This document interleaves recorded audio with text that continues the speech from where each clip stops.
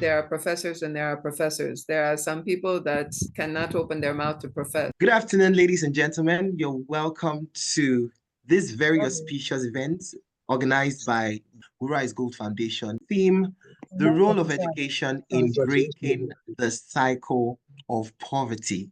Now, if I ask, what is education? Most people would have different views about education. Someone would say education to me is just the normal primary school, secondary school, and then I went to the university. And somebody else would say education is what has made me who I am. But if you ask me, I think education is a transformative experience, which is why even in today's world, when people in our Nigerian lingua would say school has come, we still stand on the words of Nelson Mandela, which says education is the most powerful weapon which you can use to change the world, which is why I believe Rise Gold Foundation. Thank you so much for joining, everyone. And I know that at the end of today, we would not just know the role of education in breaking the cycle of poverty, but we will be empowered with the knowledge that when we leave this event, we would be inspired to take action, because that's the end point. And that's why Rise Gold Foundation is here.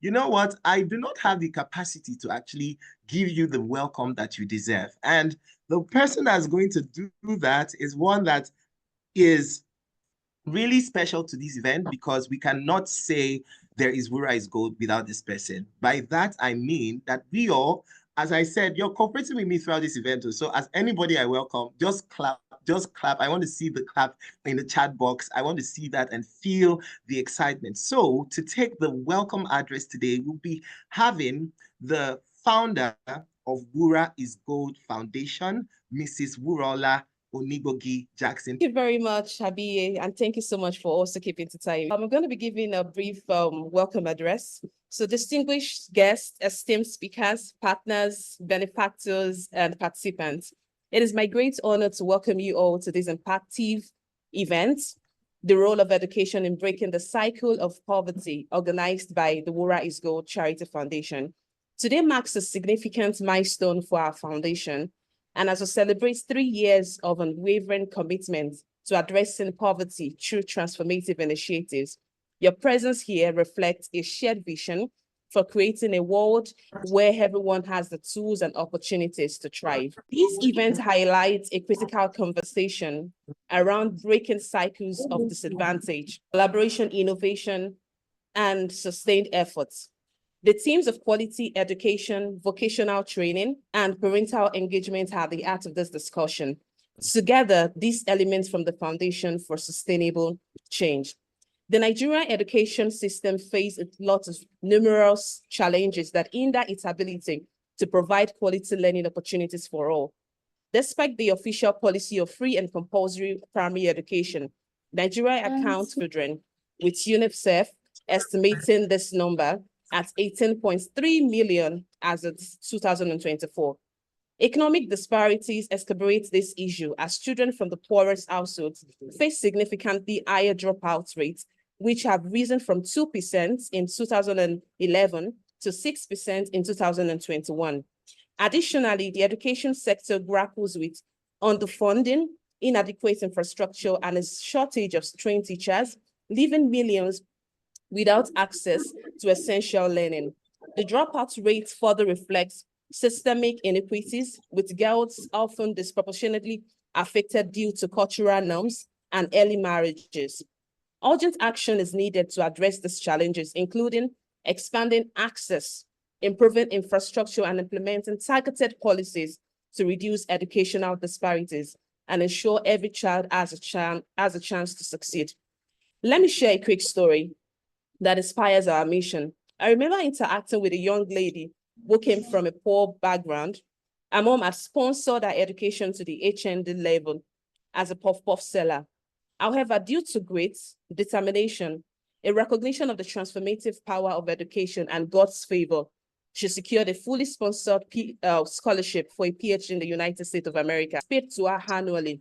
It turns out that she broke out a generational limitation by becoming the first in her generation to travel out of the country, holding a degree as well as a PhD and earning foreign currency.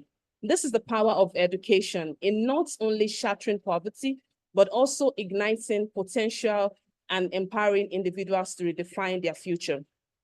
At the Rise Gold Charity Foundation, we are committed to bridging educational gaps and supporting vulnerable communities.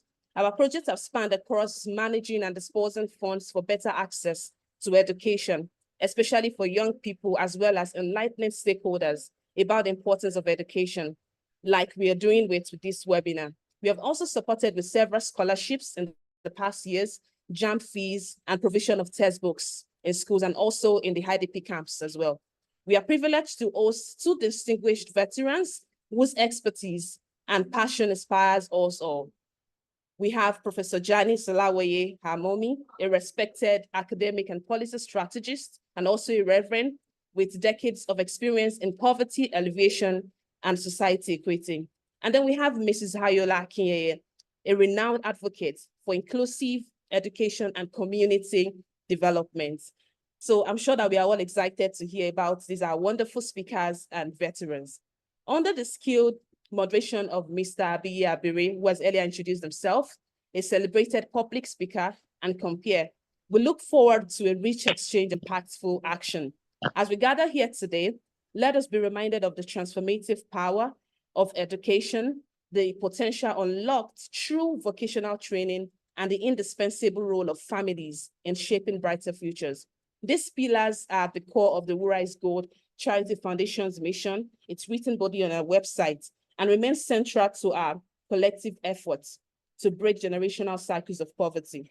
Today's dialogue is more than just a discussion. It's a call to action.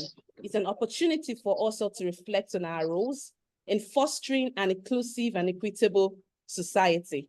Your contributions, whether as an educator, policymakers, donors, or advocates, are invaluable to driving this change.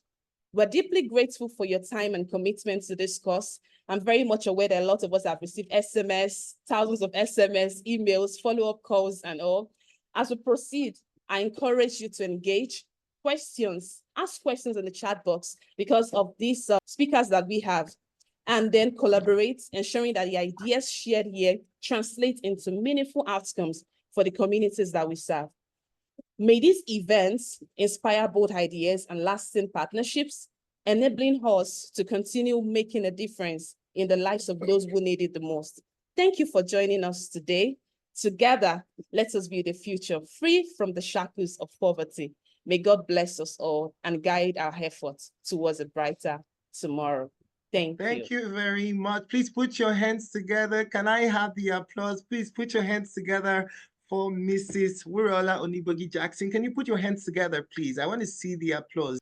Please, if you enjoyed that welcome speech, can you just celebrate? I can see the applause in the comments. I can see the applause in the comments. Everybody is excited to be here. Everybody can feel the vision. You know, it's one thing to see what people do, and it's another thing to be in that space of experiencing. And truly, with those words, we didn't just hear them, but we actually could feel the passion in the heart of the founder. Indeed, she says that today it is not just about the dialogue, but it is about a call to action. You know, I began by saying that at the end of the day, it is the action we perform that's most important. 3 years of making such change in Nigeria, Africa, and of course, we pray that this goes global because that's the goal. Can we just put our hands together and congratulate Rise Gold Foundation once again for 3 years of change, 3 years of enacting change in Nigeria. We could hear scholarships sponsored. We could hear outreaches everywhere this impact is felt. And we are just so glad to be here today, to be part of this celebration and of course, this event. Education, the role of education in eradicating poverty. And truly, poverty will be nowhere near Nigeria after we learn from this event. We'll be furthering this event with the first speech by one of our distinguished speakers, and I'll be reading the bio of this speaker. I'd like us to listen so that we'll know the capacity of speaker we've brought. And of course, when I'm done, please celebrate our speaker as she comes to the virtual stage. She was born on the 24th of February, 1951 at Hatley, Iowa, USA. She had her primary and secondary education in Iowa and later went on to the Iowa State University for her bachelor's and master's degrees in sociology in 1972 and 1976, respectively.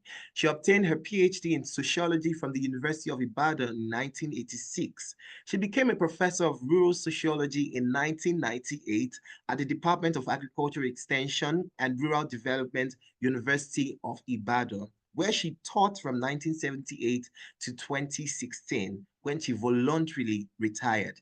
She served the university in various administrative and committee capacities, including head of department for 7 years, and she was elected the first female dean of the Faculty of Agriculture and Forestry, 2004 to 2006. She has over 70 publications in journals, chapters of books, and other professional outlets, and has carried out well over 60 research assignments for several national and international development organizations, including the World Bank. She is happily married to Reverend Dr. O.O. Olawoye, who is the founder of Faith Bible Church Ibadan, where she is also an ordained pastor specializing in Christian education for children. She has produced Christian teaching materials for children and has published 3 manuals of lessons for Christian children's teachers, as well as a book on teaching children about Jesus. The Olawoyes are the proprietors of King's International College, King's Junior Academy, and School of Further Studies at Monia, sons and cherished grandchildren. Ladies and gentlemen, it is my pleasure to welcome the first speaker of this event, Reverend Professor Janice Olawoye. Please put your hands together as she comes to the virtual stage. I want to see the applause. I want to feel the applause. You're welcome, Ma. Thank you very much, IBA. God bless you. So I'm asked to speak on parental engagement and expectations, a critical factor in children's educational success and career trajectory. Let me first of all very much appreciate the opportunity to be a part of this program. It is indeed, to me, a wonderful program. Can we go to the next slide, please? Thank you. And the topic is so very, very important, particularly at this time when there are so many temptations and distractions that children are exposed to. We recognize children are the future, and the role of parents is crucial to their proper development. Education and the school environment play an important role in determining the direction of a child's future. Let me say, Abiya, you started saying, what is education? Education is not only the formal. When we teach it in sociology, we talk about not only the formal, but the non-formal and informal education as well. And the informal is all about the socialization process that a child goes through, that all of us go through throughout our lifetime, as we learn what is socially acceptable, what is being done, and so on, the roles that we are to play. And so the informal educational process is extremely important and must go hand in hand with the formal educational. And this is why parents need to be in partnership with the school for the development of the child. Very often we find out that there are problems between parents and the school. It's important to state that there are all types of parents. We deal with all types of parents. Some parents want us to discipline their children. Some parents will say, if you dare to touch my child. And so it's very difficult to ensure that you are doing the best thing for these children with relationship with different types of parents. So the challenge for me today is to try to handle this topic in a very short time. I think I have about 15 minutes, and I'm going to try to be disciplined with that time, but it's going to be a challenge. The next slide, please. Parenting as a great privilege as well as a very big responsibility. We know that children are the heritage of God. They belong to God. We always say, my child, but in actual fact, we are given the grace to be stewards. They belong to God, and He gives as He wills. It's a great responsibility, and we will give an account of our stewardship. I think sometimes we forget that it is not just what we do that it matters. And we recognize that, there is no book that tells you just how to raise children. We're all learning on the job, so to speak, and usually at a very young age. And so there's, with each child being unique, with special gifts and talents, we find out that what works with one child may not work with another. Anytime, if I just said, I'm disappointed in what you did, that was enough punishment. But for another one, and there is no book that tells you this is exactly how to raise children. But one thing we must recognize is that children, we must not be partial. We must look for the potential that each has, and and help each child to develop that talent. Never force your desire for a career or any other important decisions upon your child. I have seen so many cases of parents who wanted their child to be a doctor, a lawyer, the usual kind of doctor, lawyer, engineer, architect, and the other kinds of so-called socially important careers. I've had cases where a parent will come in and insist that his child should be in sciences, whereas the child had greater potential in the area of arts and even did not like sciences. And one parent came in and we had a discussion together with the principal and a couple of the teachers, trying to convince him that he should not force sciences upon his child. And he was saying that, so what do you want my child to be? You want him to be a teacher? As if to say it was not a grand profession on its own. And he was talking to teachers in any case. But we see that many times parents want to force, I want to be mama dakita or mama lawyer. And that may not be where the child's own gifts or passion may be. Other important decisions, like who is going to be the life partner of my child. And when we try to impose our own decisions upon the children, realize that they have to live with the consequences. So let them make their own decisions. Again, never give up on a child due to poor performance or behavior. Children will make mistakes. I used to tell our teachers and I used to tell parents in seminars that, look, children will be children. Children are going to make mistakes. And that we should all remember that when we were young, we also made mistakes. I know I certainly made my share of mistakes as well. So never give up on a child. Continue to pray, continue to guide. And by the grace of God, they will come out of it. And you will not lose that child in the meantime. But I have seen parents who even have said that they would disown their child. That should never, ever be. Next slide, please. Next, yes. The parental role varies at different stages of development. They have different needs and challenges at different stages of life, starting from the baby in the womb. Yes, the baby in the womb hears what is going on. It has been shown scientifically that a baby can recognize the mother's voice at birth. And so consequently, we need to know that what we do and what we say, how we behave, what we take in will affect that baby even in the womb. It has been found that parents who are involved in anything like drugs or smoking, of course, it affects the fetus. But aside from that, even parents who are always shouting or who are in a stressful situation, the child will perhaps be born with some distresses. And so some parents also have unrealistic expectations of their children. They want them to take on more responsibilities that they can handle. And this can cause frustration and rebellion. Many times I see young girls who themselves are still very small children, and yet they're given the responsibility of taking care of their younger ones. I would see a small girl who is backing her baby brother or sister, and the child's legs are almost reaching the child's knees.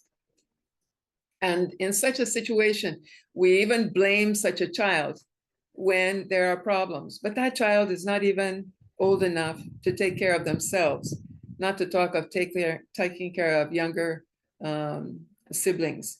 In the United States, it is an offense, and you can be called in by social welfare if you leave children that are under the age of 13 alone in the house. And yet I've seen cases of parents who have gone off and locked their children up and gone off to, whether it's night vigil or whether it's to a party. Such things should not happen. So we have unrealistic expectations of our children. Let me also say that many parents want their children to proceed to higher educational levels when they're too young. I don't know why it is. I've seen it in Nigeria over and over again, where parents want their children to start primary school, even before they're able to. When I was growing up in the US, no child can enter kindergarten before 5 years. And they will be in primary school from the ages of 6 to 12. And it is at the age of 12, 11 or 12, that you will go on to junior high and high school. And you will finish when you are nearly 18, if not already 18. But here we will see people who want their children to enter into secondary school even when they're 8 years old, 9 years old. The government is trying to change the system, although not changing it in the proper way. You cannot just say for 2 years, nobody can take JAM. But it is necessary that we give more attention to letting children mature before we send them on to the higher levels. I was in the University of Ibadan for 38 years, and I saw some children who were in the university from even 16 years of age. It's too young. They're not socially mature enough. They cannot say no to older children, older students who may want to get them into cults, get them into doing things that they ought not to do. If we do not allow our children, even though they may be academically okay, maybe they're brilliant children, but if they are not socially mature enough, we are pushing them before they are capable. And I only hope that we do get a system where we do have children going into the university no younger than 17. Because why are you pushing your children out? Pushing them out to be graduates at the age of 20? Are they mature enough to now start on their professional career? I don't think so. Other parents over-pamper their children, having very low expectations of them and not encouraging them to mature normally. And thereby they act in an immature and inappropriate way. And so when we are not in tune with the stage of development of our children, and we behave either giving them over expectations or under expectations, they will not reach the level of maturity that we are hoping for. There was a preacher one time, this is not original, this is from somebody else, who talked about going from cop to coach to consultant. And what essentially it comes down to is that if a parent does not have time for the child when they're small and truly establish communication, then he or she will not come to the parent when they're older and facing challenges. I have seen a lot of people who neglect their children when they're very young. They're very busy. Of course, everybody's busy trying to build a career. But at the same time, there is a time when we need to really give children the attention that they need when they are small. And if we don't get to the point where we communicate with them, listen to them, talk to them, then when they get to be a little bit older, they're not going to come to the parent when somebody is trying to push them into doing something that they ought not to do. They will not come and ask you, should I do this or should I not do that? They will go to their peers and probably get very wrong kind of advice. The early years of a child's development are so important to the later success in life. It's a time of setting limits and consistently enforcing them. In other words, being a cop or a policeman. It is the time when we have to say, no, you cannot do that, and then be consistent. I've seen parents who will say, no, you can't do that. And the child will continue to say, please, please, please. And the parent will, okay, go ahead and do it. Without consistency in enforcing those limits, they will continue to push the limits and probably end up getting in trouble later. The next stage is youth, a teenager. When the parent now becomes a coach, helping to guide through the years of decision-making and developing responsibility. It is not when a child is a teenager that you start giving them the kind of physical discipline that should have come in when they were very small.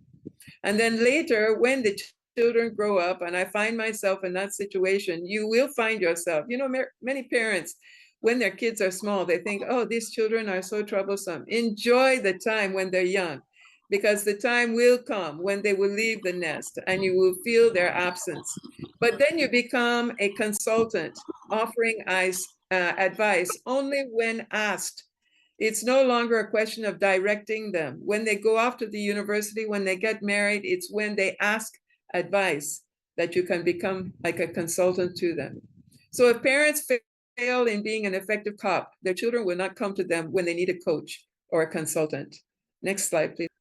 Children need parental attention. Many parents focus on giving their children the kind of life they didn't have. Many parents, because maybe they grew up in a home that was a little bit not low status, they want to give their children all of the kinds of the kind of high life that they didn't have. They want them to have very nice clothes, the latest designers. They want them to have the best food. They want them to have many staff that will be taking care of them and doing everything for them, rather than developing their own ability to do things for themselves. They will look for very expensive private schools. Now, I have nothing against private school. I own one. But at the same time, some people are only looking for the most expensive school. They're not looking at the one where they will give them a good education, but also be very concerned about their discipline and their character development. So many times you see parents who are concerned about giving them the life they didn't have, and they're working so hard to get the money to be able to buy those things. But the children may then be denied what is most important: the time, the attention, and the love of their parents. Look, a beautiful house is not the same as a good home. A good home is one where the love and the attention of family is there, and when they are guided to make the best of their lives. I always make this pronouncement, and it is a very important one, that things cannot raise a child. One study found that the biggest factor in a child's success was how warm and engaged the parents were. And where one comes from does not determine where one will end. Each child has a God-ordained purpose and should be encouraged to achieve it. Parents also should not pass their responsibility to the school, to the church, or to the house helps, please. There. Let me just say that in times like this, with the modern technology, it has given children access to ideas, images, and opinions that can lead them astray. And parents must be very careful and monitor what their children are watching and hearing. We had a child in primary 5, a little girl who was found behind one of the buildings with a boy in JS1 and experimenting with themselves. And of course, we were thinking that it must be the boy who was trying to lead the girl. But we found out that the mother of the little girl had given the daughter a smartphone, and that girl had been watching pornography on that smartphone. And she was showing the boy, and they were experimenting. So parents must be very careful and monitor what their children are watching and learning. Children are like a sponge. They soak up what they hear and see, even from watching their parents. Many parents are watching a lot of Nollywood films. My goodness, the kind of things that are being shown, societal norms regarding the societal norms which used to be taboos are now being seen by these kids just on programs that the parents are watching. It never used to be that you will see people in bed, even involved in sexual intimacy, but we're seeing it now, and children are watching.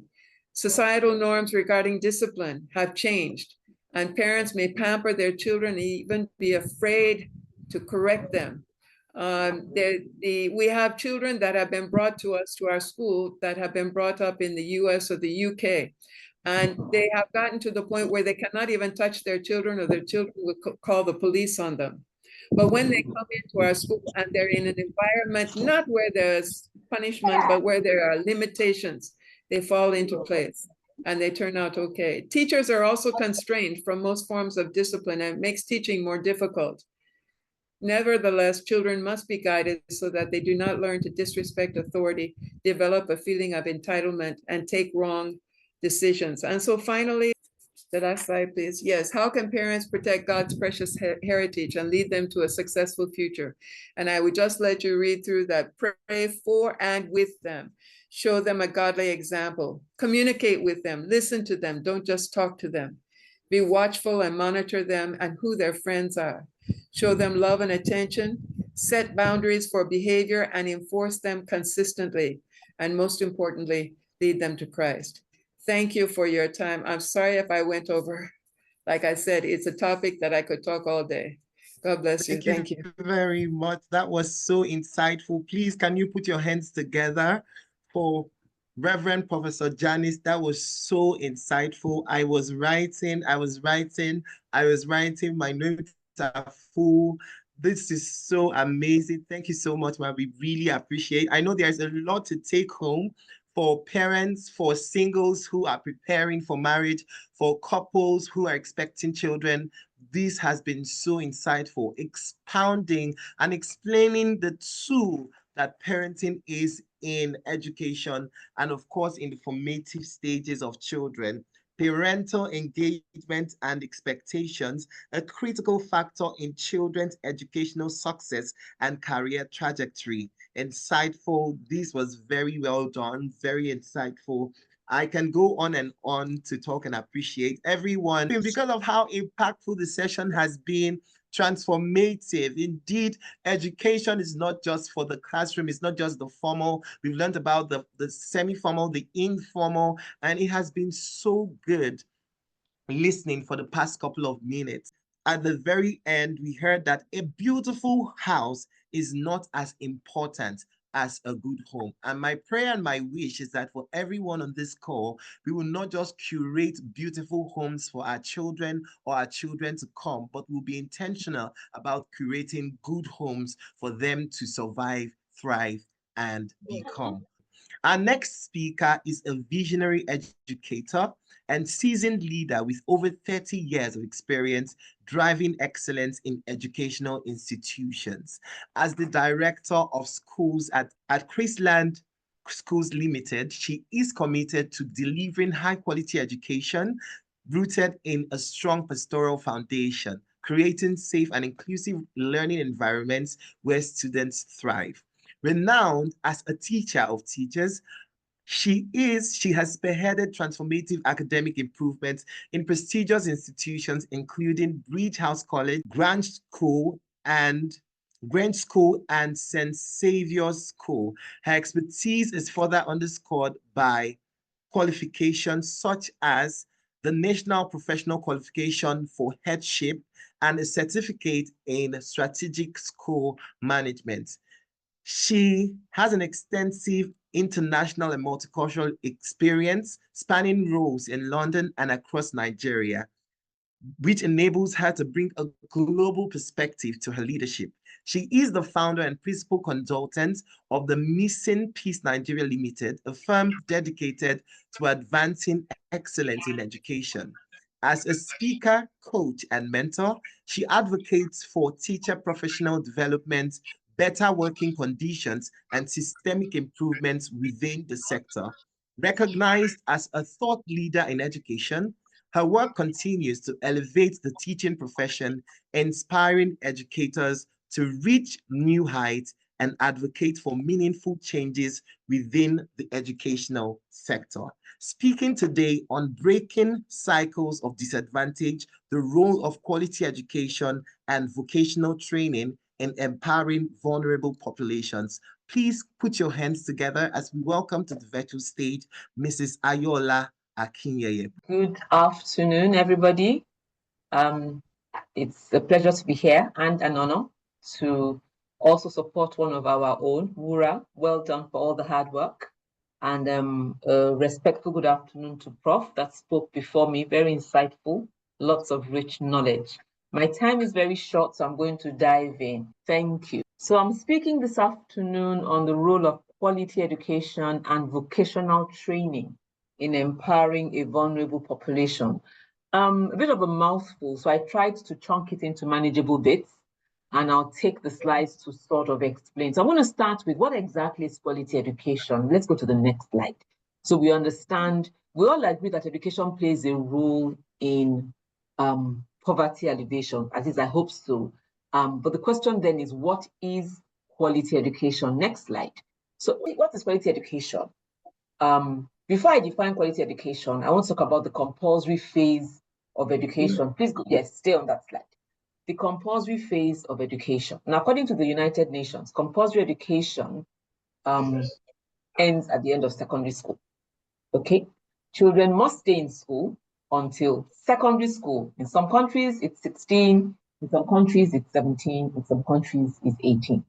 For your child to receive education that is considered qualitative and quantitative, your child must stay in school for the entire period of this compulsory phase, which is why the government and NGOs like Wura is Good is concerned about the high level of dropout. So to be a dropout means you didn't finish primary education, secondary education, I beg your pardon. That's what it means to be a dropout. If you did not finish secondary education, then you're considered to be a dropout, because that is where education compulsorily ends. I'll talk about what happens after secondary education. So what is the impact of quality education? So you stay through for the duration of the education, the compulsory phase. How do you know that that education is qualitative? How do you know it is impactful? Two ways. Every good education must give you knowledge, broadly speaking.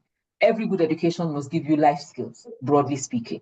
So from cradle, when you start preschool, to when you write WAEC, and I'll take Nigeria as the context, that's the compulsory phase of education. That is the phase government wants to keep people in school for.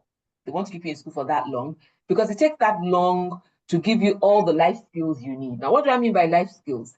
Skills of reading, skills of writing, skills of analyzing, collaborating, evaluating, the skills you need to just get work done.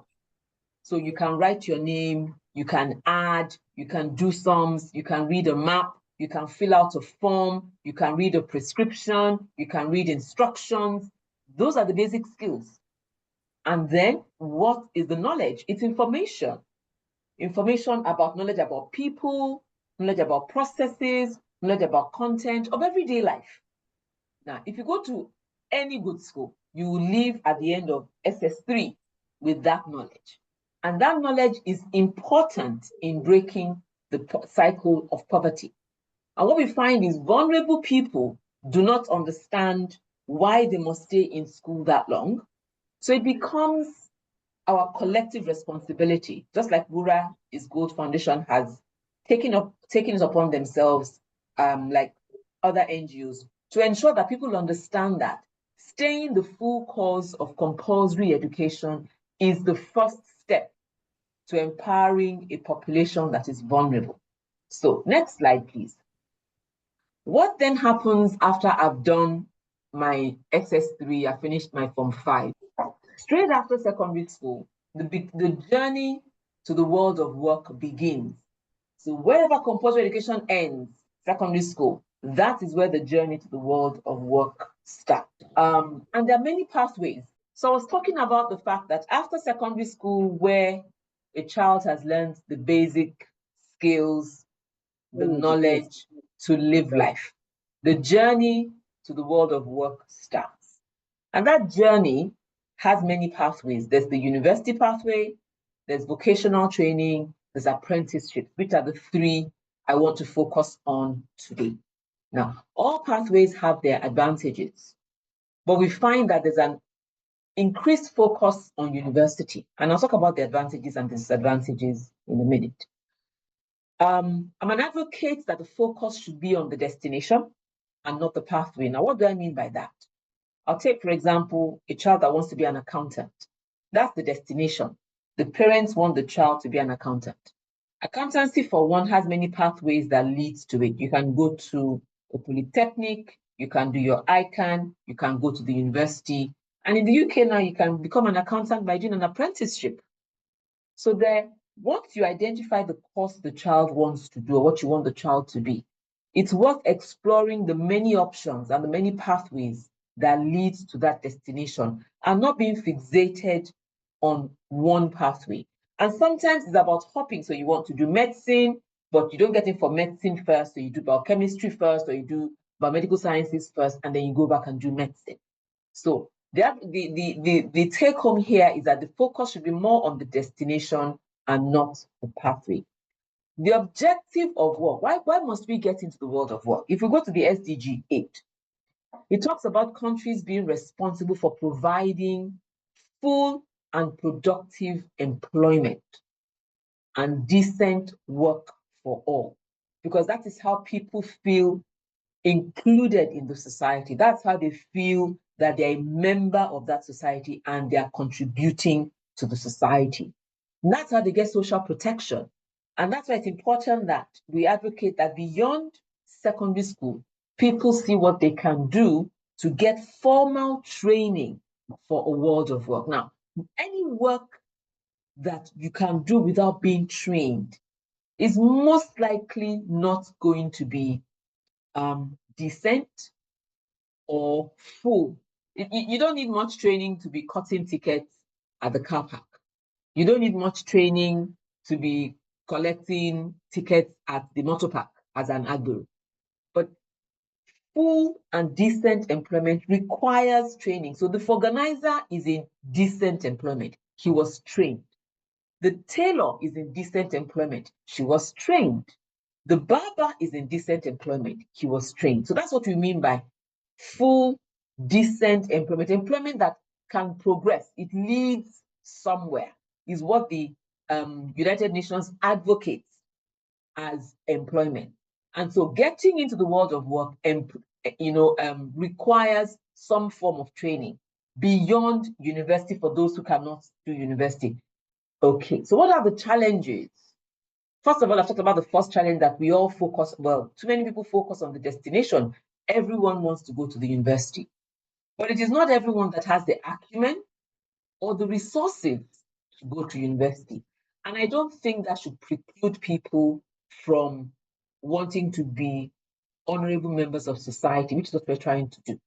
So the advocacy should expand the view of people, especially the vulnerable in the society, on how they can be meaningful contributors, even if they don't go to university. That you have not gone to university does not mean you cannot contribute to society in a meaningful way. We also have the challenge of mismatch between skill set and finances. So there are people who want to be doctors, just like the prof was saying, they want to be doctors, but they're not strong in science. But in that their skill set, there will be a strength they can play to, that they just need to further the education or the training or the apprenticeship in that area to get them into the world of work. And sometimes you have a child that has the finances, has the skill set, but finances are a challenge. And that's where organizations like Wura Gold come in to help with scholarships and point you in the right way. And if perchance the scholarships don't come today, they will come. Start where you are. Just take the next step in the world of work. And the last one, which I won't spend too much talking about because Prof has also spoken about it, is parental pressure, where the parents want to live vicariously through their children. All their own dreams and aspirations that they did not meet, they want to meet it through their children. I know we're going to go into a question and answer session, and I'm sure whatever questions are risen in people's minds, we then have the opportunity to talk about it at that time. Thank you very much for the opportunity to speak briefly to the concept of vocational training and empowering a vulnerable population. Thank you. Thank you very much, ma'am. Really insightful. Please, can we put our hands together? Can we celebrate Mrs. Ayola for that? Thank you, thank you, thank you, thank you, thank you. So much to learn. Breaking cycles of disadvantage. The role of quality education and vocational training in empowering vulnerable populations. Indeed, I have, my notes are even full. My notes are always full anyway, because I always write. Quality education gives knowledge and life skills.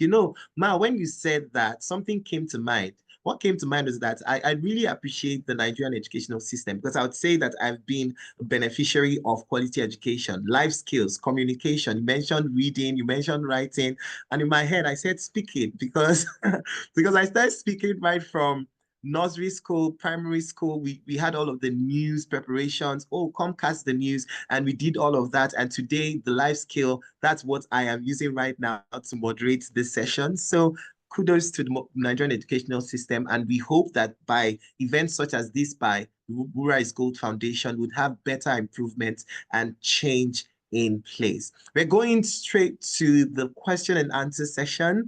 As speaker mentioned that we're going to be having a question and answer session. We have some questions ready for our speakers, but if you have a question, I'd like you to indicate by a raise of your hand and we'll take you, but would have our speakers on the screen so we can have a little bit of panel session. Thanks so much. So right now we'll be having Mrs. Ayola and Reverend Professor Janice join us on our screen for the panel session. Thank you. The first question I'll be asking Reverend Professor Janice, and it is, how can parents' expectations positively or negatively shape children's career aspirations? Over to you, ma'am. Just a few minutes. Thank you. Thank you. Well, let me say positively first. I want to say one thing about that you mentioned the Nigerian educational system. And I think that having been brought up in the American system and now in the Nigerian system, I think that in the Nigerian system, there's a lot more expectation generally for higher education. I think in many developed countries, the expectation is not so high, and they're simply saying, well, whatever you want to be, you can be. Whereas in Nigeria, many times it's not a question of whether you go to the university, but whether, what are you going to study? And so I think that kind of expectation also guides children to know the importance of education and to put emphasis upon it. I think the pressure sometimes is too much, especially those children in SS3 who have one external exam after another.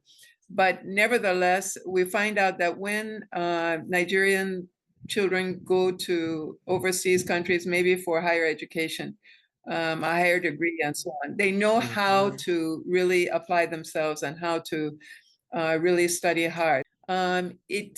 It's important, it is good that we do have high expectations for our children in terms of letting them know that they can be more than what they maybe even think that they can be themselves. But at the same time, when you find that you are not communicating with your child to find out what is your passion, what do you want to study, and then encourage them on that line, but rather you have what you want from your child, and it may not be something they have passion about. I have seen people who have studied medicine, and at the end of the day, they end up in fashion designing or selling cement, simply because it was never their area of passion in the first place. Truly, I remember when you were speaking, when you said you want to be Mama Doctor. Mama Dakita. That was funny. Yeah, and Mama Dakita. Yeah, exactly. Yeah, exactly. Thank you very much for that insight. It's important, just as you said, that parents get to communicate with their children to find out what they are truly passionate about rather than imposing their own expectations on them. Okay, I'd ask you the second question, Ma. What are the main challenges parents face in supporting their children's education, and how can schools address these? I repeat, what are the main challenges parents face in supporting their children's education, and how can schools address these? Mrs. Janice, did you get that question? Yes, I did. One thing that, one challenge that parents find, and certainly I found it when my children were growing up, and I think it's much more even now, is that knowledge changes, knowledge expands. And so very often you find out that by the time your child is in maybe third grade or fourth grade, you can no longer help them with their math and other homework because it's already gone beyond what your own expectations are. But I think there are a lot of difficulties. There are a lot of challenges, and one of the problems that we find is that parents very often do not cooperate with the school management, with their teachers, and so on. Many parents are always assuming, perhaps because of some of the things they've heard that have gone on in some schools, they're always assuming the worst in terms, and they're not communicating with the management or communicating with the teachers to find out what has really happened. Sometimes children would come home and they would tell their parents things that really are not so, because they don't want to be in trouble. And so there is that challenge of lack of collaboration between the parents and between the school, which is a problem. But I think generally that parents just need to be very, very open and listen to their children. And I think that will help a great deal. Thank you very much. Thank you very much, Ma. I think that's really that really helps. The struggle that parents face, the transitioning, knowledge changing and how to manage that. And that cooperation with the school is of course going to help shape the future of the children a whole lot better, as you said. We have a question in the chat box, which will be directed to Mrs. Ayola now. Right, so I'm going to read that. It's asked by Mohammed Musa. Thanks so much for asking this very beautiful question. It is, how do we handle parent dictatorship choosing career path for their children? How do we handle parent dictatorship choosing career path for their children? Over to you, Matt. Thank you. Just give me some context. Is this question coming from a counselor or coming from a teacher? Because there are two ways I can answer. If it's coming from a teacher, what I would recommend is that you refer the parent to a trained counselor, because they have the skills to have that conversation with parents. If you're a counselor, one of the things you can do is help them understand the particular skill set of their children, where the child is strong, where the child is struggling, and the requirements of this job or profession that the parents prefer, to help the parents see the gap between what they want their child to do and the fact that the child doesn't have that skill set. Okay, thank you very much, ma'am. Really, really do appreciate. Thank you. We have someone with a hand up. We're having two more questions in the chat box as well, but just give opportunity to Ayomide Adekola. Kindly unmute and ask your question. Thanks. Okay, thank you very much, Abiye, and a wonderful session so far. Thank you so much to our speakers. So my question actually, because for me, it's something that's been baffling me for a while now. Before I got to the university, I never knew that there were some parents that would insist on a particular course for their children, because I wanted to study medicine. And I remember my dad calling me and asking me, what's your vision for your future? What kind of family do you want to have? How exactly do you want your life to play out? And, it was in the course of that conversation that he made me understand that medicine wasn't for me, not only because of the fact that I was too energetic and too talkative, in his words, to do so. He was like, you would talk to the patient, rather than treating the patient, you talk to them and they would die.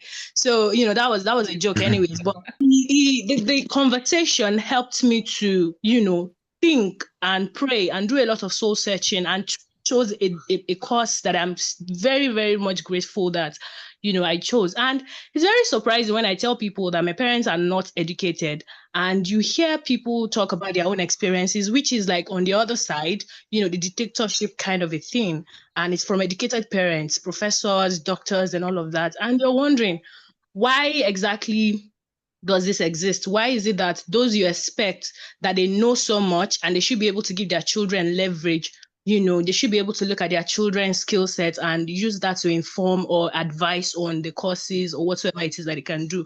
So my question really is on how we can have that conversations with parents, because I have a lot of cousins. I come from a very big family, and one of my cousins just gained admission. And when I was having a conversation with him, I wasn't really happy about how the whole the decision-making process that led him to choose the course that he wanted to do, because he wanted to do something else entirely, and they advised him to pick something else. So I don't know. As an adult now, I feel like I'm in that position to maybe chip in or say one or two things to my uncles or aunties and all of that. So I don't know, how can I approach that conversation such that it doesn't sound like I'm trying to tell them I know better than they do. Thank you.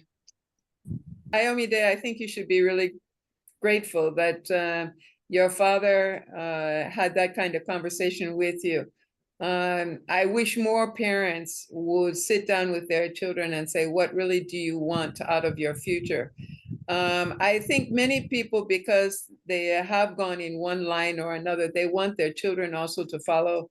There was somebody who, her mother was a lawyer and the father was a medical doctor, and they were both insisting that she should follow their line. And at the end of the day, she chose something quite differently. I really don't understand. I've had many conversations with many parents, even about if their child is not doing so well, let that child repeat a year, and it's like a battle every time. The parents have these expectations of their children, and it's very, very difficult to get them to change their own ideas. And they think that their children are, not able to make these decisions. And I will also say that the admission process in the universities don't help matters either, because many times you find somebody who wants to do medicine and they end up in agric, something they don't want. So many times you find somebody who wants to be a lawyer and they end up in classics just to do a degree. They just want it. And many times we find out that people just want a certificate more than an education. So yes, we do need to have those kinds of conversations. And you can even have those kinds of conversations with your cousins. Thank you very much, ma'am. Thank you so much. Yes, I am be directing the next question. I do not know if Ms. Ayola has something to say about this. I'd like that she just holds the thoughts and links it up to the question I'd ask now. We have quite a number of questions in the comments, and I would like to take one. How can more women be empowered to enable them to send their children to school? Many mothers of vulnerable children wish to send their children to school, but are limited in funds. Lovely message from Mrs. Janice. How can I access affordable educational tools to help my children in their area of interest at home? How can I access affordable educational tools to help my children in their area of interest at home? Directing that to Mrs. Ayola. Thank you so much. So if I hear you, you've directed two questions, one about women sending their children to school, vulnerable women. Yes. And the other about accessing tools and resources to support their children in school. Exactly. The first one is a bit of a tough question because a vulnerable woman means she's not financially empowered, and that's where the journey has to start.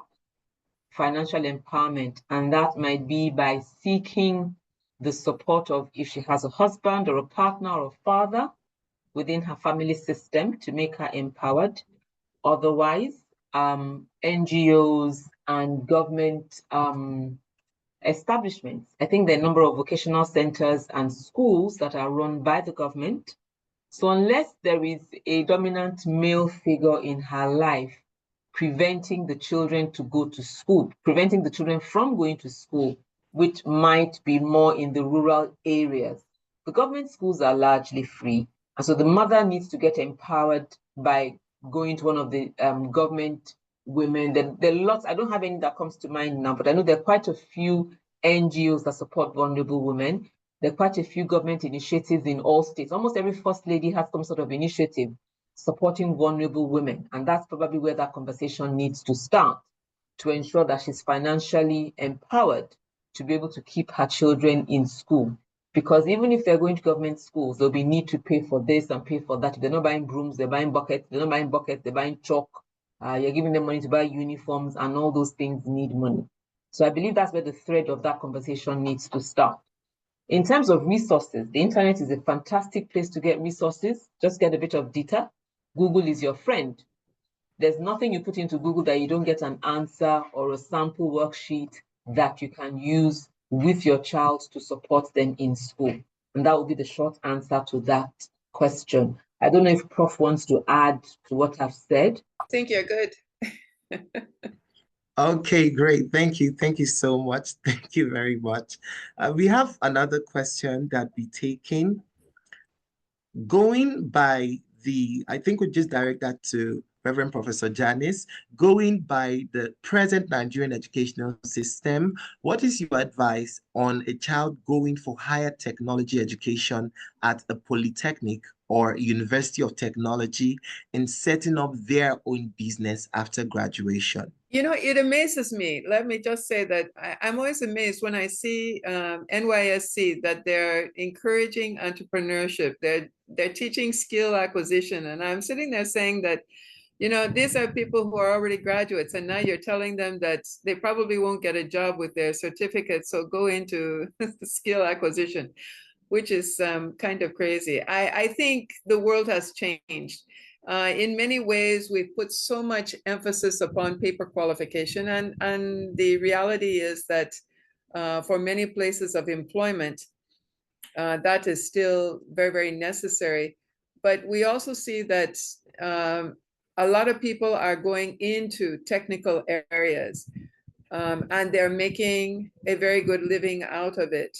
I would go back and say that it depends upon the child's potential, their passion, what they want to do with their lives. But like even in most private secondary schools now, I believe, certainly we do emphasize skill acquisition, different kinds of trainings in whether it's bead making or it's barbing hair or whatever. And many of our students go on to the university and make money through those kinds of activities. So I would say that first and foremost, you want to make sure that if your child is going to the Polytechnic, that they do have a good program. You know, it's not everybody who says it's a school of technology that really is teaching them the latest technology. Definitely technology is, you know, with AI and with all kinds of ICT and all kinds of now, it's certainly a very different world than when we went to school many years ago. So being technologically competent is very, very important. And many people are making a very good living off of ICT and off of all these things. But to just say you're going to go and get a degree in technology, make sure that that place really has a strong technology training. That it isn't like many years ago, we used to say that in some universities, they teach the theory of practicals. And you know, they don't have the laboratories and they don't have the equipment. So they would teach the theory of computers and the theory of practicals. Just make sure that wherever you're going to get a quality education at the end of it. But there's nothing wrong with going for technical education.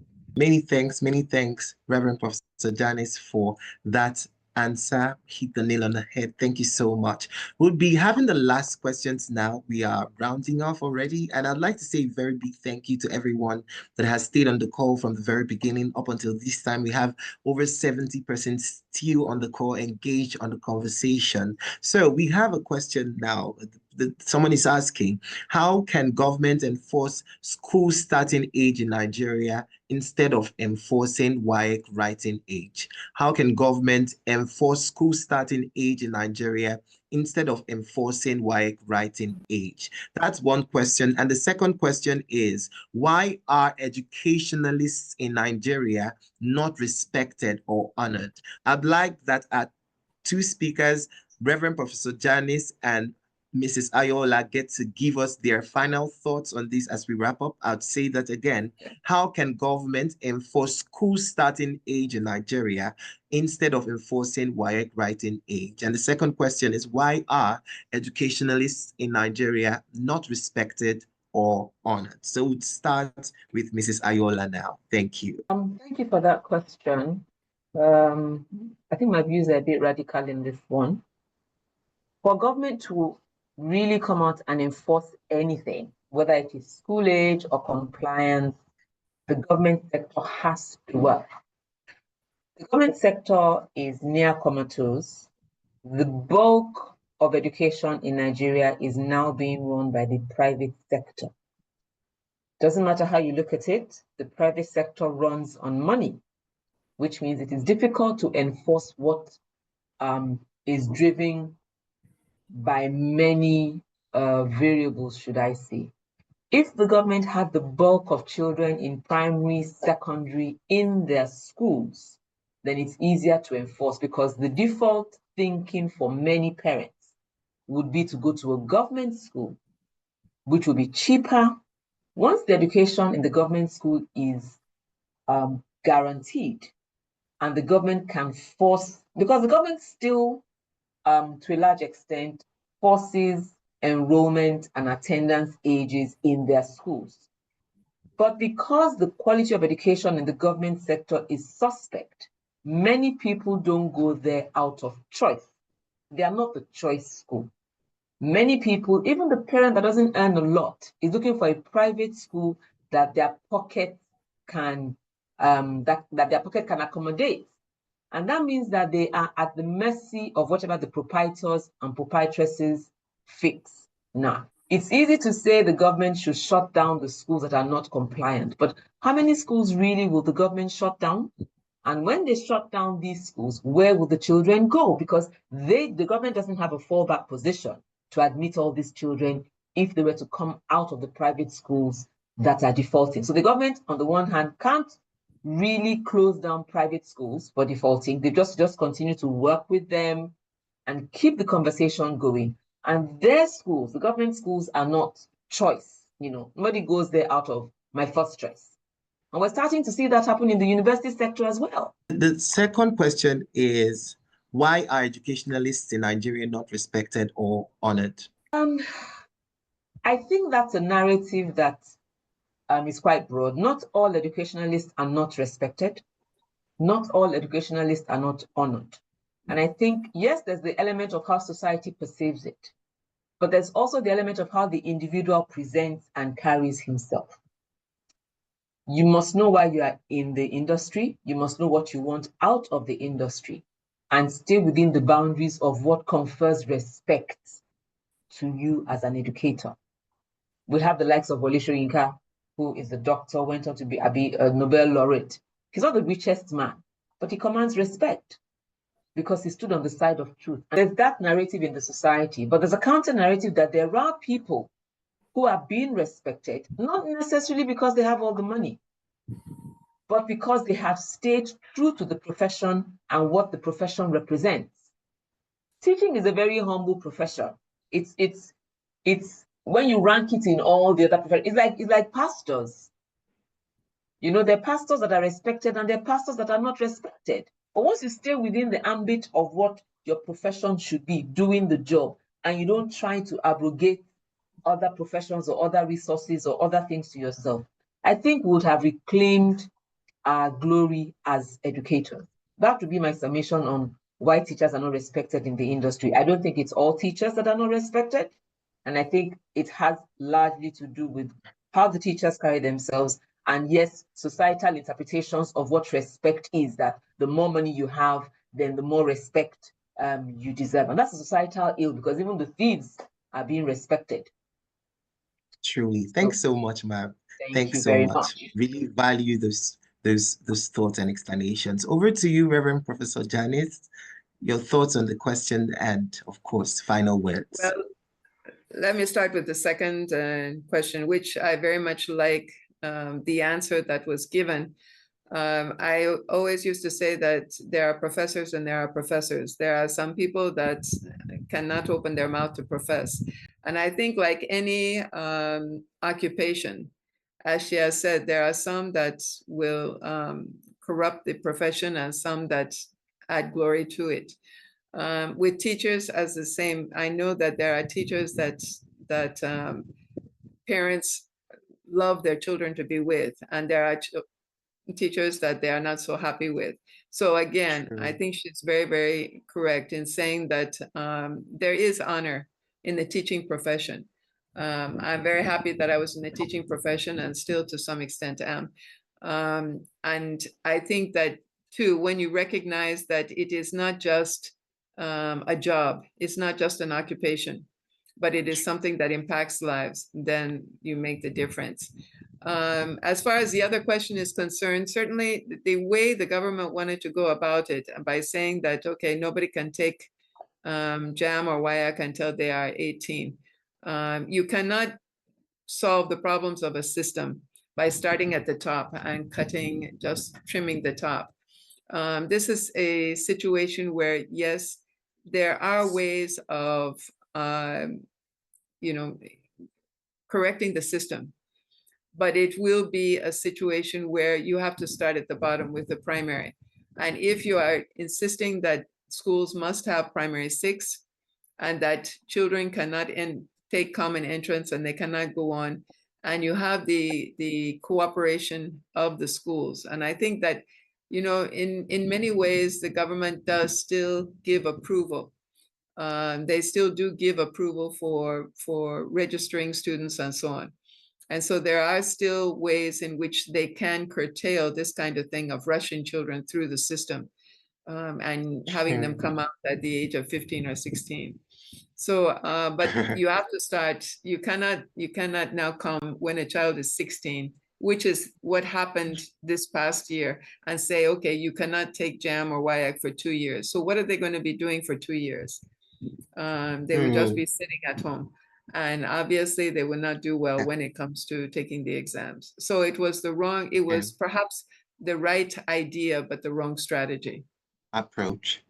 All right. Thanks so much. Very much appreciated. Education, the catalyst for transformation, with the theme, the role of education in breaking the cycle of poverty. We very much appreciate our guests and our panelists now.